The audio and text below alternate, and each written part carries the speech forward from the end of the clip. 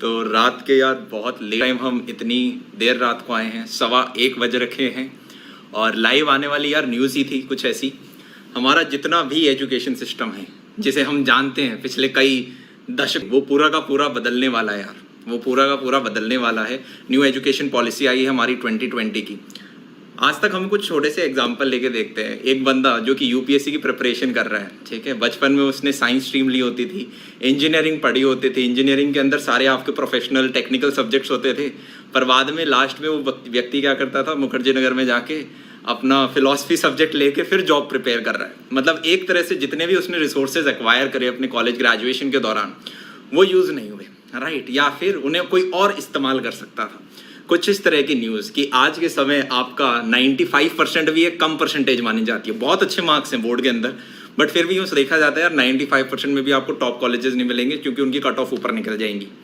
तो ऐसे में एक ऐसे पेरेंट जिनके बच्चों के 87% आए हों, या फिर वही 72% आए हों, या फिर 90% पे भी पेरेंट्स बहुत ज़्यादा दुखी हैं, ये सारी चीज़ें बदलने वाली हैं। हम हमेशा यूँ सोचते थे कि यार हमें हमेशा 3 स्ट्रीमों में क्यों बांटा जाता है कि साइंस, कॉमर्स, आर्ट्स, राइट। अगर मैं आपको बोलूँ 10वीं क्लास से ये सारी चीज़ हटने वाली है। एक फिजिक्स का बच्चा, ठीक है, जिसके पास फिजिक्स सब्जेक्ट है, उसके पास ऑप्शन है कि अब वो साथ में पॉल साइंस पढ़ सके। इस लेवल तक की चीज़ें बदल दी गई हैं। अगर आप एक कॉलेज के बच्चे हो तब भी ये वीडियो आपके लिए, पता है क्यों? क्योंकि एजुकेशन पूरी बदली गई है। मान लो आप डिग्री ले रहे हो और आपकी 4 साल की डिग्री है और आपको फर्स्ट ईयर के बाद ड्यू टू सम रीज़न छोड़ना पड़ रहा है, तो आप फ्यूचर में एक डिफाइंड टाइम के बाद वापस आ सकते हो और आपको फर्स्ट ईयर से कंटिन्यू नहीं करना पड़ेगा, आप सेकंड ईयर से कंटिन्यू कर सकते हो। आप सेकंड ईयर में छोड़ के जा सकते हो, आपको डिप्लोमा की डिग्री मिलेगी।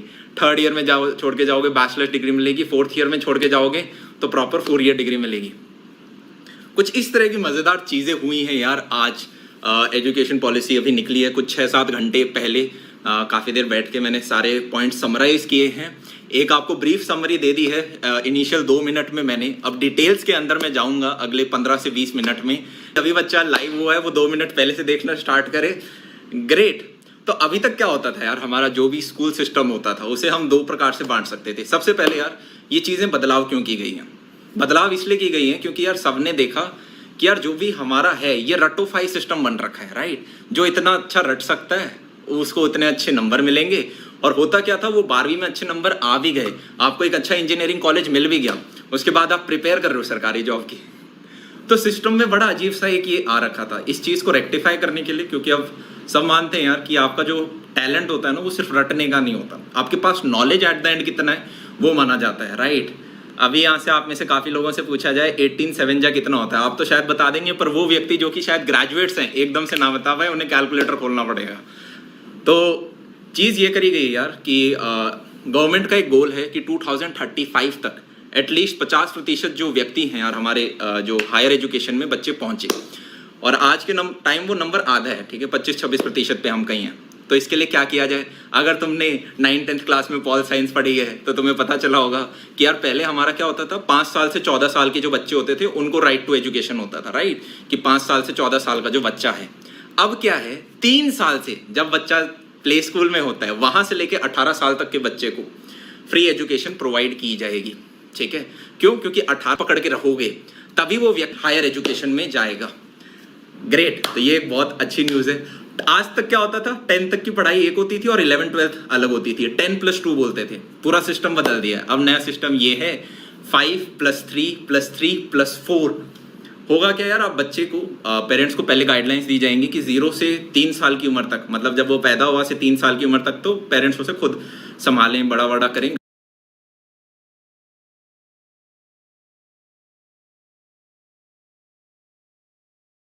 गाइडलाइंस दी जाएंगी किस हिसाब से करना है।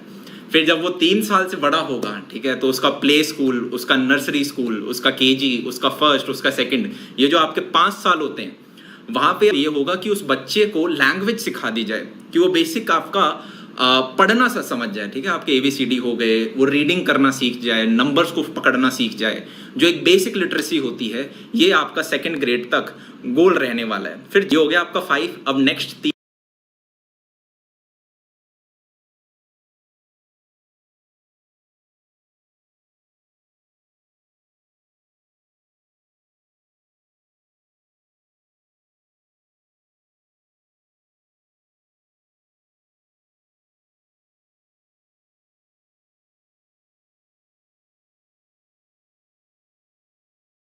तीन क्या है?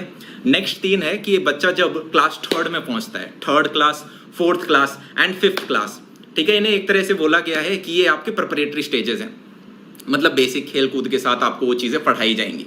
जैसे ही व्यक्ति अब 6th क्लास में पहुंचता है, 6th क्लास में काफी सारी नई चीजें उसके साथ होंगी। पहली, कोडिंग एक तरह से मैंडेटरी कर देंगे। कोडिंग जो कि आप में से काफी बच्चे कॉलेज जाके सीखते थे, अब उनका ये मानना है कि ये चीज सबको आनी चाहिए और इससे दिमाग काफी खुलता है, लॉजिकल थिंकिंग आती है और ये एक ऐसी चीज है जो कि फ्यूचर में आने वाली है। तो 6th क्लास से कोडिंग इंट्रोड्यूस होगी, जो कि मेरे हिसाब से काफी मजेदार सी चीज है। साथ में हम हमेशा यूं सोचते थे यार कि हमें प्रैक्टिकल नॉलेज नहीं है। हमारे माँ बाप हमें चिढ़ा दिया करते थे, बेटा तुम फिजिक्स पढ़ के तो आ गए पर तुम्हें बल्ब बदलना नहीं आता, तुम ट्यूबलाइट नहीं बदल सकते। तो इसके ऊपर सरकार ने क्या करा है कि जैसे ही बच्चा 6th क्लास के अंदर आता है तो उसको छोटे छोटे वोकेशनल आपके छोटे छोटे इंटर्नशिप्स दे दी, छोटे छोटे प्रोजेक्ट्स पे काम कराना स्टार्ट कर दिया, ठीक है। वो जैसे कि भाई कारपेंटर, अब अभी यार सब कुछ डिफाइन नहीं हुआ है, बट मेन गोल उसका ये है जो लिखा गया है कि 6ठी क्लास से बच्चे को छोटे छोटे प्रोजेक्ट्स के साथ इंट्रोड्यूस कराया जाएगा, प्रैक्टिकल नॉलेज के साथ इंट्रोड्यूस कराया जाएगा। तो ये 3rd, 4th, 5th में आपका बेसिक फंडामेंटल सा हो गया, प्रिपरेटरी स्टेजेस। 6th क्लास से एकदम नई दुनिया, ठीक है, कोडिंग सीख रहे हो, नई नई चीजें ट्राई कर रहे हो। अब 6th, 7th, 8th में यार एक चीज और होगी कि आपको सारे सब्जेक्ट्स के साथ एक इंट्रोड्यूस कराया जाएगा। बेसिकली आपको फील आएगी कि सारे सब्जेक्ट्स कैसे हैं, हिस्ट्री कैसा है, साइंस कैसा है, ठीक है, इंग्लिश कैसा है, हिंदी कैसा है। एक चीज और जो मैं बताना भूल गया, 5th क्लास तक के सारे बच्चे को अभी इस चीज पे कुछ कंफर्म नहीं है, बट एक डायरेक्शन दी गई है कि स्कूल के पास लिबर्टी है कि वो चाहें तो अपने रीजनल लैंग्वेज में भी बच्चों को पढ़ा सकते हैं, ठीक है, कि जो भी वहाँ पे लैंग्वेज चलती है 5वीं क्लास तक आप बच्चे को उसमें पढ़ाएं क्योंकि वो उससे ज़्यादा समझ में आएगी। 6 से 8th हमारा नेक्स्ट 3rd हो गया। अब आता है फाइनल। जैसे ही व्यक्ति 9th क्लास के अंदर पहुंचता है, 9th, 10th, 11th, 12th, इनके अंदर क्या होगा यार, जो पहले आपको 11th, 12th में एकदम से झटका लगता था ना, अब उस झटके को 4 साल में डिवाइड कर दिया गया, 9th, 10th, 11th, 12th। और आपके पास ऑप्शन होगा आप क्या पढ़ना चाहते हो। आप फिजिक्स पढ़ना चाहते हो, फिजिक्स पढ़ो, फिजिक्स के साथ आप पॉल साइंस पढ़ना चाहते हो, पॉल साइंस पढ़ो, साथ में आपको कुछ और भी करना है, आपको डिबेटिंग करनी है, आप डिबेटिंग पढ़ो। तो पहले क्या होते थे हमारे, ये एक तरह से एक वोकेशनल सब्जेक्ट्स होते थे। अगर हम ज्यादातर बच्चे तो क्या करते हैं यार 5 सब्जेक्ट लेके रहते हैं, कुछ बच्चे होते हैं जो एक 6 सब्जेक्ट भी लेते थे, और कुछ बच्चे और होते थे जो कि भाई अपना वोकेशनल भी रखते थे। तो अब सरकार ने ये बोला है कि there will be no discrimination, there will be no discrimination, कोई रिजिड सेपरेशन नहीं होगा। चाहे आप आर्ट का सब्जेक्ट उठाओ, चाहे आप साइंस का सब्जेक्ट उठाओ, चाहे आप करिकुलर में से उठाओ, चाहे आप एक्स्ट्रा करिकुलर उठाओ। एक्स्ट्रा करिकुलर में यार आपकी काफी सारी एक लिस्ट होगी, राइट। एक्स्ट्रा करिकुलर एक सब्जेक्ट की तरह माना जाएगा। सोचो डांस, आर्ट्स, म्यूजिक, और इसके अंदर यार सिर्फ रटने वाला नहीं, अभी मैं आगे और आपको साथ में बताऊंगा, ठीक है। तो एक हमें एक अच्छी वाइब यहाँ पे आ रही है।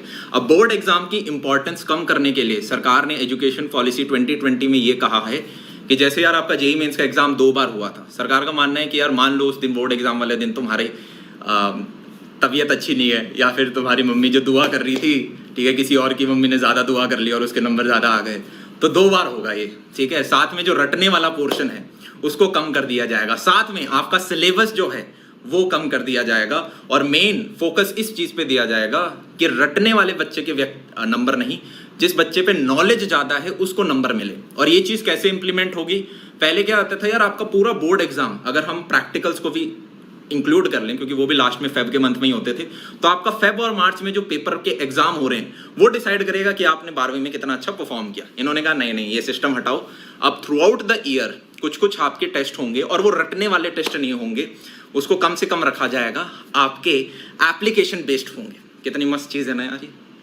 मतलब सोचा था हमारे यहाँ कभी कुछ ऐसी चीजें हो रही होंगी। आप चाहे अभी 12th में हो गए, शायद आप सोच रहे होगे यार हमारा तो आ गया, ये तो नेक्स्ट बैच के लिए होगा, पर आपका कॉलेज वाले, आप अभी कॉलेज में तो जाओगे अगले साल, आपके लिए काफी सारी नई चीजें जो मैं भी बताने वाला हूँ, राइट। साथ में यार ये चीजें बताई गई हैं कि काफ़ी सारी जैसे नई चीज़ें कि आपकी वर्चुअल लैब्स वगैरह हैं, ये सब इंट्रोड्यूस होंगी, साथ में हायर एजुकेशन में भी।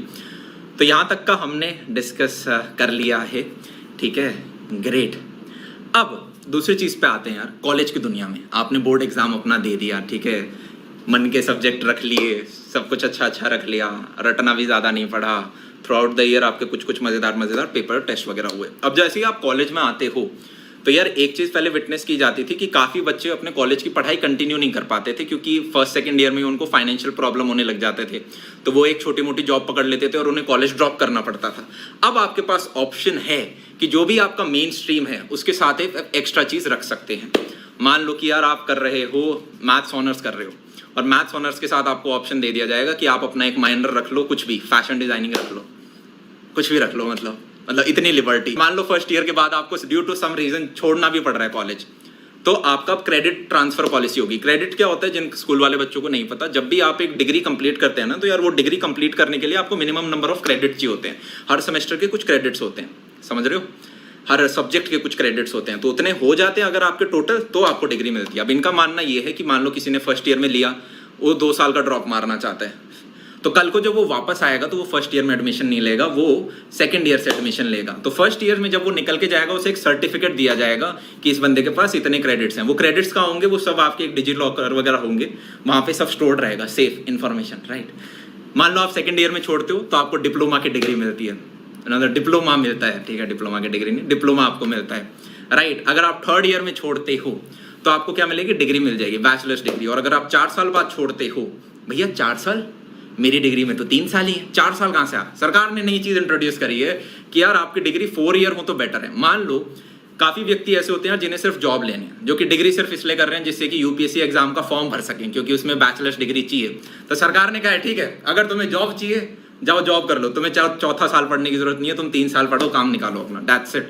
पर अगर आपका मन है नहीं यार मेरे को तो रिसर्च भी करनी है, तो 4th ईयर जो है यार वो आपका रिसर्च ओरिएंटेड होने वाला है। उस बच्चे को मिलेगी 4 ईयर डिग्री, ठीक है, 4 ईयर डिग्री उस व्यक्ति को मिलेगी। अब 4 ईयर मान लो आपको रिसर्च में और जाना है, तो फिर आपकी पोस्ट ग्रेजुएशन होगी 1 से 2 साल की, राइट। और आपका जो पीएचडी होगा वो 4 साल का होगा। एमफिल को हटा दिया गया, एमफिल को हटा दिया गया। और यार क्या है, काफ़ी पहले आपकी रेगुलेटरी बॉडीज हुआ करती थी हायर एजुकेशन के अंदर, और उन सबको अब एक बना दिया गया, ठीक है, उन सबको अब एक बना दिया गया। जैसे आपकी यूजीसी थी, एआईसीटीई थी, एनसीटीई थी, इन सबको अब एचईसीआई के अंदर लाने की पराक्रम क्या होता है, कोशिश की जा रही है, ठीक है।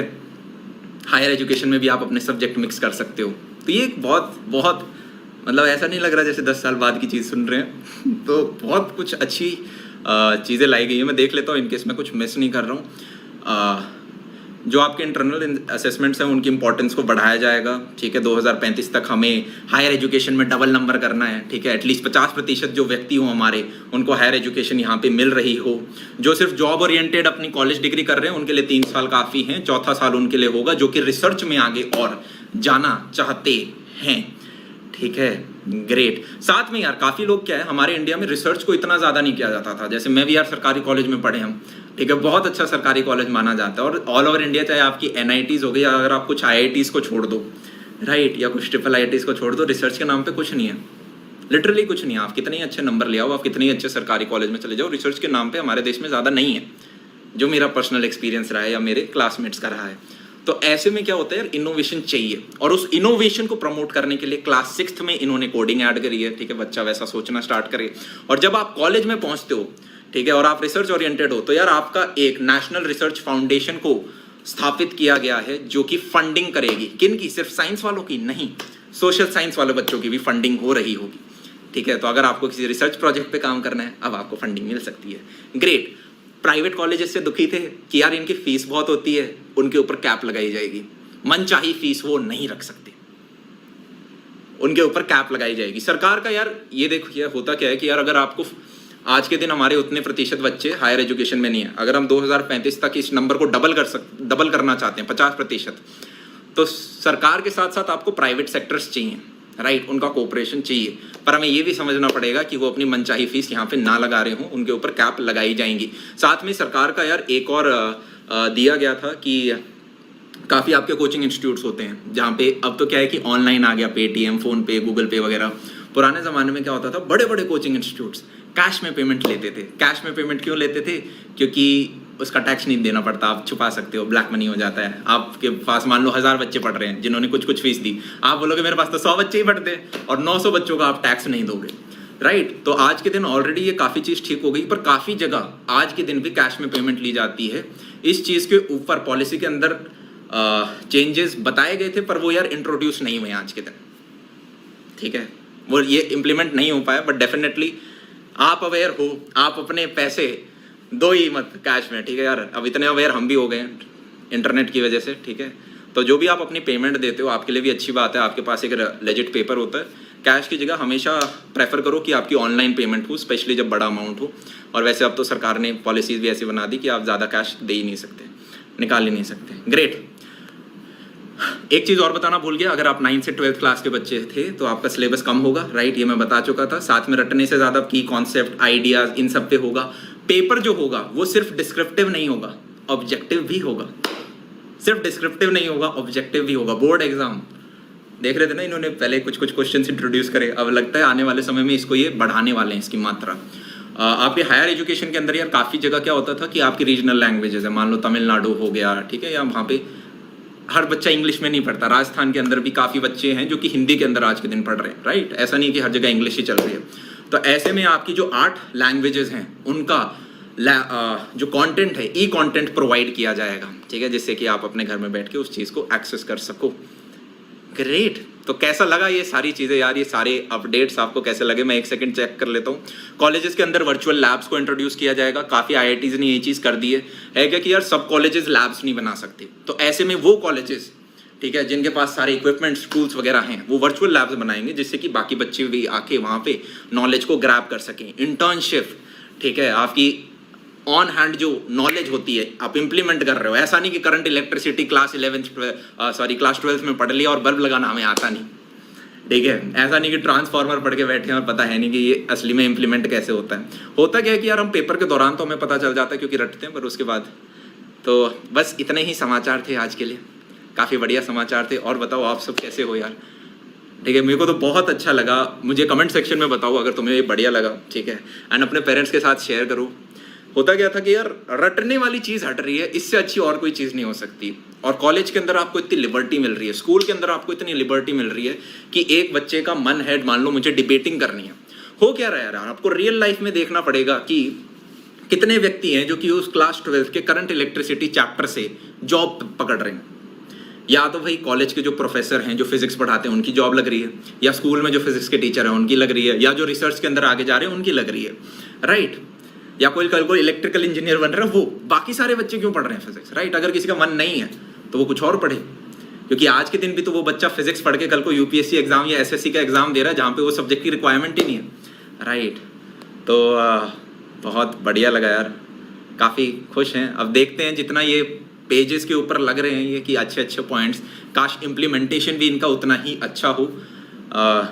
और एक और कि 4.4% यार आपका टोटल GDP का एजुकेशन पे खर्च किया जाता था, अब 6% तक करने की कोशिश रहेगी जिससे कि हम हायर एजुकेशन में जा सकें। मिड डे मील के ऊपर यार एज सच मैंने ढूंढने की कोशिश करी, पहले 5 से 14 साल वालों को मिलता था, अब क्योंकि एजुकेशन भी 3 से 18 कर रहे हैं तो most probably midday meal भी आपका 3 से 18 सबको मिलेगा। Great, that's it. JEE mains इस साल मत डरो यार, इस साल जो चीज़ें चल रही हैं वो वैसे ही चलेंगी। JEE मेंस यार दोबारा NTA के ऊपर ही छोड़ा गया है, वो किस हिसाब से रखना चाहते हैं। बस एक गाइडलाइन दी गई है कि कॉमन एंट्रेंस एग्जाम हो किसी पर्टिकुलर एग्जाम के लिए, वो ऑलरेडी है हमारा, राइट। तो NTA का भी खुला हाथ है उस चीज़ के ऊपर। तो ऐसे ही हो रहा होगा नेक्स्ट ईयर भी मोस्ट प्रोबेबली JEE मेंस में मेरे हिसाब से ज़्यादा फर्क नहीं पड़ेगा, तुम्हें दोबारा घिसाई करनी पड़ेगी, कोचिंग इंस्टीट्यूट जाना पड़ेगा और मतलब पढ़ना पड़ेगा दबा के। बोर्ड एग्जाम में आपको डेफिनेटली काफ़ी फ्री हैंड मिल गया है, राइट। बाकी देखते हैं यार, हो सकता है कि JEE के भी अंदर कुछ ऐसी चीज़ें आ जाएं, मतलब आ जाए तो स्वाद नहीं आ जाए कि भाई सिर्फ PCM नहीं है, कुछ और भी है, कंप्यूटर से रिलेटेड भी। अच्छा तुम्हें कंप्यूटर इंजीनियर बनना है, चलो ये बेसिक क्वेश्चंस कुछ डालते हैं, मतलब पता नहीं, अभी तक ऐसा कुछ चेंजेस नहीं आए हैं, ठीक है। कुछ आएगा तो डेफिनेटली आपको बताएंगे। कैंपस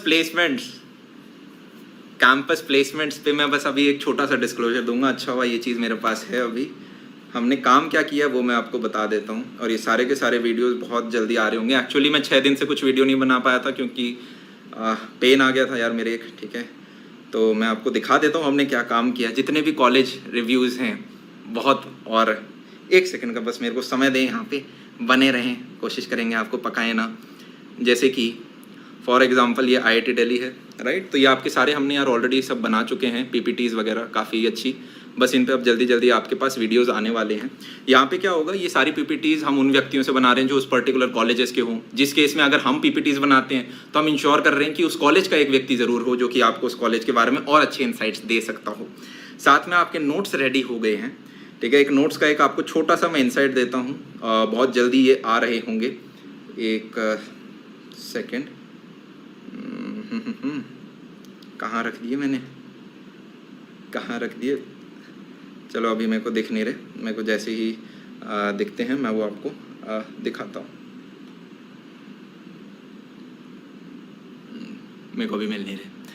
हाय भैया, न्यूज़ समझ यार, ये जो अभी आपका डिले आया है, राइट, ऐसा हो सकता है। देखो यार, वर्स्ट सिचुएशन तो ये है कि इस साल आपका जेईई मेंस मान लो हुआ ही नहीं, अभी तो सितंबर की डेट दी है, हो सकता है सितंबर में हो जाए। इनकेस पोस्टपोन होता है तो भगवान से कृपा करना कि दिसंबर जनवरी तक हो जाए, राइट। वर्स्ट केस ये होगा कि आप अगले बैच के साथ एक साथ दे रहे हो, क्योंकि उस केस में फिर डबल कॉम्पिटिशन होगा और सीटें उतनी होंगी, राइट। तो बेस्ट तो ये होगा कि आप सेमेस्टर सितंबर में, तो यार कोरोना है या जो भी रहता है, बट एक सेमेस्टर का गैप आ जाए। यूजुअली क्या होता है, सीनियर और जूनियर के बीच में 1 साल का गैप होता है। इस साल शायद ये हो सकता है 1 सेमेस्टर का गैप हो, कि एक बैच आपका स्टार्ट हो रहा है जनवरी फेब मंथ से और दूसरा बैच अगले साल वाला स्टार्ट हो रहा है आपका अगस्त सितंबर से। तो 1 सेमेस्टर का गैप है सीनियर और जूनियर में, बजाय कि आपका 1 साल का गैप हो, राइट। तो ये चीज़ें कुछ हो सकती हैं, ठीक है। जैसे कि मैं आपको एक छोटा सा एग्जांपल देता हूँ। हाँ, मिल गए फाइनली मुझे नोट्स, इतनी देर एक्चुअली खो जाते हैं इसमें। तो ये जैसे एप्लीकेशन ऑफ इंटीग्रल्स है, राइट। हम कुछ इस प्रकार के नोट्स बना रहे हैं कि आपको यार वो बुक बन रही है, प्रॉपर बुक। जैसे अगर आप देखोगे इसे, ये आपके प्रॉपर नोट्स हैं, हैंड रिटन नोट्स, ठीक है। ये एक तरह से हम बुकलेट बना रहे हैं प्रॉपर, ठीक है। तो वो बच्चा जो कॉम्पिटिटिव एग्जाम्स के लिए प्रिपेयर कर रहे हैं, ये इस बुक को देने के बाद मैं ये गारंटी कर सकता हूँ, तुम कुछ पढ़ो ना पढ़ो, राइट, बट तुम्हारे मतलब 95% गारंटीड कहीं नहीं हिलेंगे, ठीक है। तो इनके अंदर जैसे अगर आपको यहाँ पे शायद दिख नहीं रहा होगा, हम सारे PYQs वगैरह वो सब इंट्रोड्यूस कर रहे हैं, सारे डायग्राम्स मस्त मस्त बना रखे हैं। और केमिस्ट्री वाले नोट्स से तो प्यार हो जाएगा तुम्हें। केमिस्ट्री के नोट्स तो ऐसे हैं कि आपके पिछले 10-15 साल में जितने भी PYQs हैं सारे के सारे नोट्स के अंदर हैं, सारे के सारे PYQs आपके नोट्स के अंदर है। आपको PYQ वाली किताब करने की जरूरत नहीं है, चैप्टर वाइज इतनी मेहनत उसमें डाली गई है। तो बस हम अब एक अच्छा सा एक शुभ मुहूर्त ढूंढ रहे हैं जिसमें ये आपके सारे चैप्टर हैं, आप देख सकते हैं, ठीक है। ये कैलकुलस के आपके सारे चैप्टर हैं। सिमिलरली बाकी फोल्डर भी हमने बना रखे हैं और वो सारे के सारे आ रहे होंगे। मुझे अपना प्रॉमिस याद है यार कि कुछ ऐसा तुम्हें प्रोवाइड करना है जिसे आप बीट नहीं कर सकते, कोई भी पेड प्लेटफॉर्म बीट नहीं कर सकता। एंड डेफिनेटली उस पर काम कर रहा है, अच्छी चीज़ है, समय लगता है पर आएगी ज़रूर, ठीक है। ग्रेट। तो केमिस्ट्री वाले इसमें नहीं है, नहीं तो मैं वो भी आपको डेफिनेटली दिखाता। वो अभी हाथ से लिखे हुए हैं, बहुत प्यारी हैंड राइटिंग है, सारी चीज़ कवर्ड हैं, आपको NCERT नहीं पढ़नी पड़ेगी। PYQs सारे, मतलब अगर आप एक पर्टिकुलर चीज़ पढ़ रहे हो केमिकल काइनेटिक्स के अंदर, कोई फंडा है तो आगे लिखा हुआ होगा वो किस साल में आया है और कितने नंबर का आया है, राइट। और आपके डिफाइंड नंबर ऑफ पन्ने होंगे, उसके बाद आपको कुछ नहीं करना, ठीक है। तो ये कुछ मज़ेदार चीज़ें थी, बहुत बढ़िया लगा। रात को पहली बार इतनी लेट यार लाइव आ रहे हैं और करीबन 9.6,000 बच्चे लाइव हैं, ठीक है। अब मुझे यार ये तो नहीं पता तुम में से लाइक कितनों ने दबाया है। 4,500 बच्चों ने, बस इतना ही। मैं नाराज हो, प्रेम नहीं है यार, देर और लाइक्स चाहिए, और लाइक्स चाहिए। वो एक टीचर है, अगर आपने देखा हो, जो कि लाइक्स तुमने अगर वो मीम देखा हो, भाई साहब 1500 लाइक्स बढ़ गए, ओ तेरी, ये रिकॉर्ड बन गया मेरा पर्सनल रिकॉर्ड, इतनी तेज लाइक्स बढ़ने का। ग्रेट यार, आई एम वेरी हैप्पी कि सरकार ने कुछ अच्छा लेके आए हैं। एंड आप चाहे अभी 12th में हो, आपको कॉलेज में वो अच्छी चीज़ मिल रही होगी, राइट। आपके पास ऑप्शन है यार। मैं तो मतलब सही में काफ़ी चीज़ें देख के खुश भी होता हूँ क्योंकि तुम सारे स्टूडेंट्स हो, और यूँ भी लगता है काश हमारे समय में आ गई होती, राइट। तो एक वो चीज़ जो थी ना यार, हर बच्चे में अपना टैलेंट होता है। और तुम आज के दिन देखोगे कि कोई भी कॉर्पोरेट है वो एट द एंड सेल्स कर रहे हैं, राइट। तो आपने जो भी टेक्निकल कुछ भी नॉलेज पढ़ा हो, आखिर में आपको सेल्स करना आना चाहिए। ज़्यादातर अपने सराउंडिंग में देखो यार, किसी ने रेस्टोरेंट खोल रखा है और वो इंजीनियर है। मैंने रिसेंटली एक वीडियो देखा जहाँ पे एक PhD कर रखी थी उस महिला ने, और वो सब्जी बेच रही थी, मैंगोज, क्योंकि उसे अपना काम कुछ करना था। मैं पूरी स्टोरी पढ़ नहीं पाया, राइट। तो अब वो सारी चीज़ें कॉलेज स्कूल के अंदर, पढ़ाई के अंदर होंगी। ग्रेट यार, ग्रेट। तो इसी के साथ समाप्त करते हैं। Bye, take care. जितने भी हमारे कोर्सेज होंगे यार वो सेकंड चैनल पे अपलोड होंगे अपनी कक्षा के ऊपर। अभी हम शुरू भी नहीं हुए हैं और ऑलरेडी यहाँ पे सब आ चुके हैं। ग्रेट। सो बाय, टेक केयर। ज़्यादा समय